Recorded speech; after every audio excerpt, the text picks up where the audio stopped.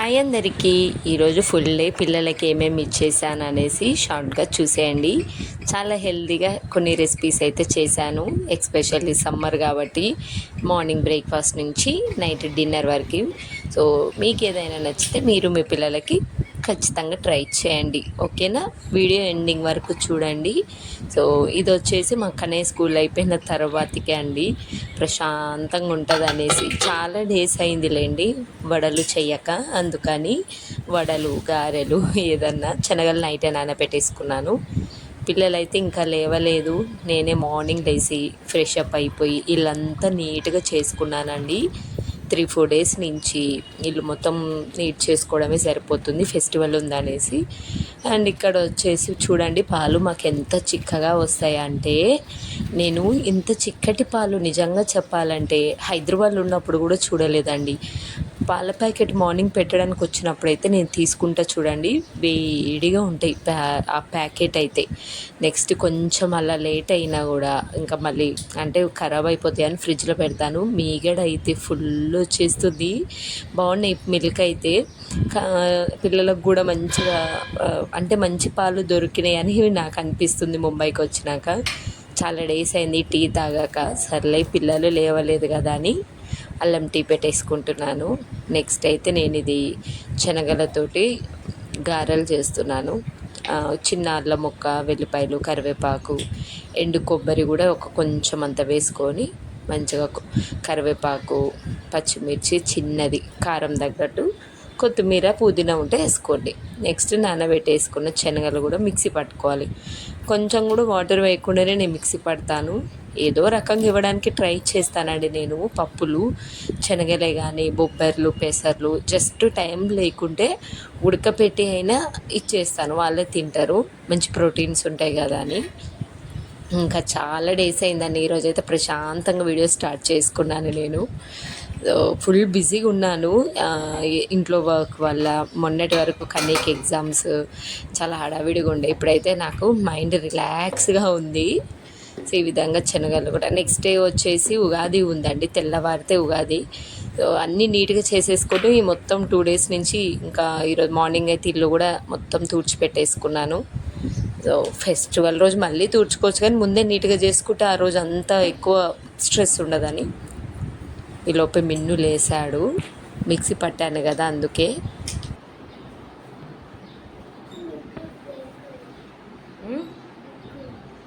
బజ్జుంటావా? బజ్జుంటావా? ఏమైంది? బొక్కనా? ఎక్కడ?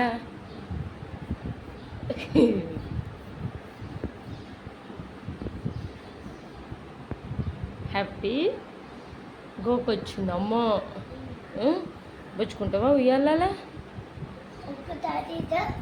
ఎక్కడికి?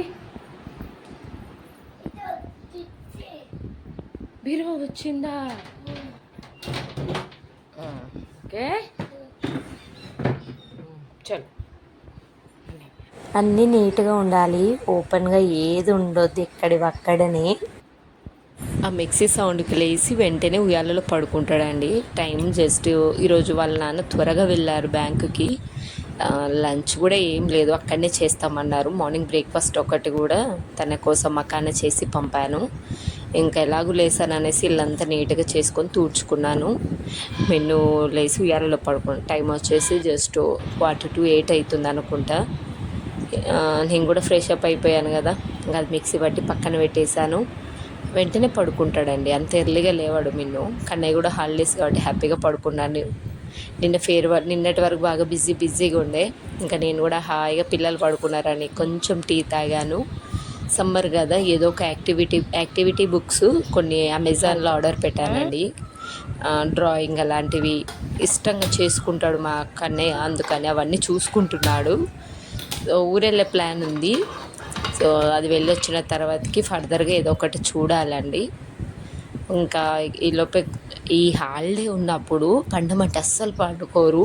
స్కూల్ ఉన్నప్పుడు మాత్రం అబ్బాయి ఎంత మార్నింగ్ స్కూల్కి వెళ్ళేటప్పుడు ఎంత నిద్ర వచ్చేస్తుంది అంటే, వాళ్ళని చూస్తే మనకు పడుకోవాలనిపిస్తుంది. పడుకోవచ్చు కదా, 9కే లేసాడు. ఇంకొక 1-2 అవర్స్ పడుకుంటే హ్యాపీగా కదా. నాకు పడుకున్న వాళ్ళని అస్సలు లేపాలనిపించదు. ఇంకా నా పిల్లల్ని అయితే ఇంకా ఎంత పడుకుంటే మైండ్ అంత రిలాక్స్గా ఉంటుందండి. హ్యాపీగా అంటే ఎవ్వరు పడుకున్నా నేను డిస్టర్బ్ చెయ్యను. ఇక్కడ కొన్ని పల్లీలు, నెక్స్ట్ కొన్ని పుట్నాలు, బాదంతో ఈరోజు పచ్చడి చేస్తున్నాను. ఈలోపు ఇంకా కన్నయ్య లేచిండు కదా, మిన్నుని కూడా పడుకోనివ్వడు, ఏదో ఒకటి అల్లరి చేస్తూనే ఉంటాడు వాళ్ళ తమ్ముడు లేవాలని. 9:30కే లేచి ఇంకా పాలైతే తాగుతున్నాడు. స్టీల్ గ్లాసులో తాగమంటే కలర్ గ్లాసెస్ వీటిని పడేయాలండి, వీళ్ళు లేనప్పుడు తీసి పడేయాలని ఫిక్స్ అయిపోయాను. ప్లాస్టిక్ కదా, మంచిగా స్టీల్ కూడా ఇప్పుడు 1 ఇయర్ అయింది. లాస్ట్ నల్గొండకు వెళ్ళినప్పుడు తీసుకున్నాను. బట్ అన్ని రోజులు కూడా వాడొద్దు, కానీ స్టీల్ కాబట్టి నో ప్రాబ్లం అనిపించింది. సో ఈసారి మళ్ళీ రేపు నల్గొండకి వెళ్ళినప్పుడు మళ్ళీ ఇంకా వేరే తీసుకుంటాను. అమెజాన్లో చాలా రేటు ఉన్నాయండి, 300 అంట, 250 అంట. నాకు అది 70 రూపీస్కో 75కో ఒకటి పడింది. నెక్స్ట్ ఈరోజు గారెలు కావలసుకొనే చేశాను. అక్కడనే టీత్ అది ఊడిపోవట్లేదు, బయటికి రావట్లేదు. గట్టిగా కొరికేస్తే తినబేట ఊడిపోతుందని బాగా డిస్టర్బ్ అయిపోతున్నాడు. ఫుడ్ కూడా గట్టి తినట్లేడండి, చాలా మెత్తవి తింటున్నాడు. అసలు ఫుడ్ చాలా తగ్గింది తెలుసా. ఈవెన్ మా కన్నయ్యకి నాన్ వెజ్ అంటే చాలా ఇష్టం. అసలు ముక్కలే తినడం బంద్ అయింది. నాకైతే భలే బాధ అవుతుంది. ఎంత ఇష్టంగా తింటాడో తెలుసా ముక్కలు, అలాంటిది అస్సలు తినట్లేడు. అది ఊడిపోతే నన్ను తింటాడేమని ఈరోజు గారెలు చేశాను. స్కూల్ కూడా అయిపోయింది కదా, చక్కగా అన్ని గట్టి తినేసే ఊడిపోతుందని ఫస్ట్ వాళ్ళ అన్నయ్యకి టిఫిన్ పెట్టినాను. ఇక్కడ మిన్ను ఏడుపు, ఒక కన్ను కట్ చేశాను, రెప్పలు స్ట్రైట్గా ఉన్నాయని ఒకటి కట్ చేయించుకోలేదు. సో మా పిల్లల కన్ను రెప్పలు ఇలా స్ట్రైట్గా ఉంటే వెంటనే కట్ చేస్తానండి. కన్నయ్య కూడా కట్ చేశాను. అలా ఉంటే అలానే వదిలేసామనుకోండి, అలా వీక్ అయిపోతారు. సందులు అంటాం చూడండి, అవి అవుతాయి.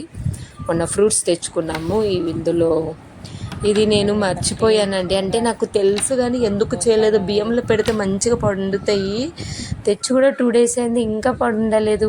అప్పటికి మా హస్బెండ్ అన్నారు బియ్యంలో పెట్టాలి కదమ్మా అని. నేను మర్చిపోయాను. ఒక 2 పండాయి సపోటా. ఎంత తీయగా ఉన్నాయి అంటే బాబా చాలా పండాయి. మా మిన్నుకి స్వీట్ అసలు అంటే ఇష్టం. స్వీట్స్ తింటాడు, చాక్లెట్ తింటాడు, కానీ ఎందుకు ఈ ఫ్రూట్ తినలేదండి. కానీ అన్ని ఫ్రూట్స్ పెట్టాలి కదా. అది కూడా అంతగా ఒక్కటే బాగా పండింది, ఒకటి కొంచెం మంచిగా పండినాక ఇంకా టేస్ట్ బాగుంటుంది. తినమంటే తినలే. వాటర్ మిలన్ కావాలంట తనకి. సో వాటర్ మిలన్ అయితే కొంచెం ఉంటే కట్ చేసి ఇచ్చాను. లంచ్లోకి వచ్చేసి ఈరోజు వెల్లిపాయ కారం, ఆనియన్ కారం వేసి పాలకూర చేస్తున్నానండి. మామూలుగా పాలకూర పప్పులో తింటారు, కానీ ఇంకా చిన్నపిల్లలు కదా, మనకి ఆకుకూరలు తినాలనిపించదు, తినరు. అందుకని ఈ విధంగా చేస్తున్నాను ఈరోజు. సో చిన్న టిప్ తోటి మంచిగా ఆకుకూరలు పెట్టేసేయచ్చండి. నేనేం చేస్తానో చూడండి. ఇక్కడ ఒక 2 ఆనియన్ తీసుకొని కొంచెం జీలకర్ర, వెల్లిపాయలు, కారం ఎంత అయితే పిల్లలు తింటారో అంత వేసి మిక్సీ పట్టి పాలకూర ఒక 3-4 టైమ్స్ నీట్గా వాష్ చేసుకున్నాను.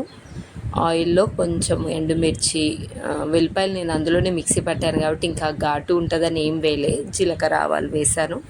వేసిన తర్వాత కిందకి మనం మిక్సీ పట్టుకున్నాం కదా అది. సో అసలు మా పిల్లలే కాదు, ఏ పిల్లలైనా కొంచెం ఆకుకూర తక్కువ తింటారు.